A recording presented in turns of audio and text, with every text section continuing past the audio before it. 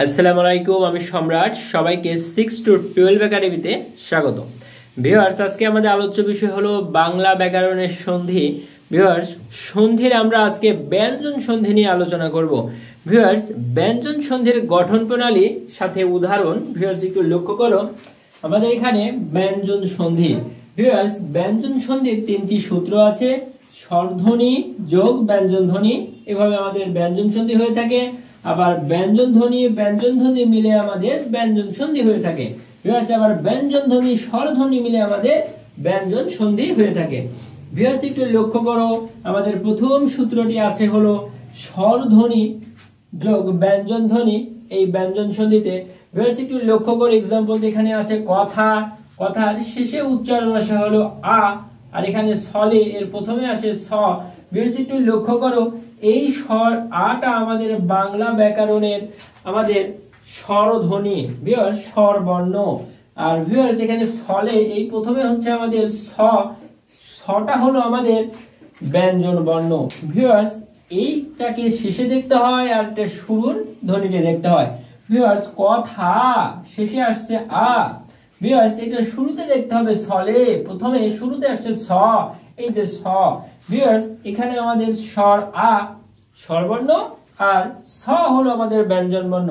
Viewers, এই স্বরধ্বনি আর ব্যঞ্জন ধ্বনি মিলে আমাদের এই কথার ছলে শব্দটি হয়েছে।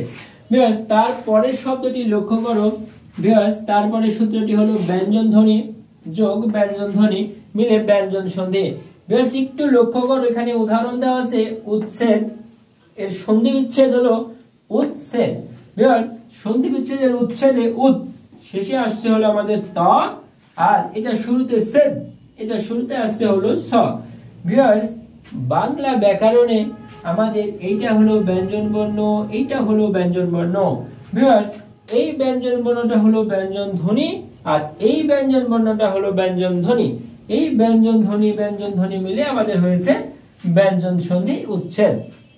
ভিউয়ার্স, তৃতীয় সূত্রটি লক্ষ্য করো, ব্যঞ্জন ধ্বনি স্বরধ্বনি। ভিউয়ার্স, ব্যঞ্জন ধ্বনি স্বরধ্বনির এখানে উদাহরণটি লক্ষ্য করো, দিগন্ত। দিগন্তের সন্ধি বিচ্ছেদ হলো দিক যোগ অন্ত।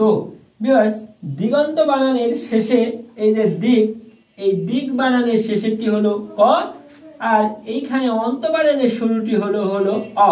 ভিউয়ার্স, একটু লক্ষ্য করো, এই দিক বানানের শেষে যে ক, কটা হলো আমাদের বাংলা ব্যাকরণের ব্যঞ্জন বর্ণ, আর অ অন্তর অ এটা হলো আমাদের স্বরবর্ণ।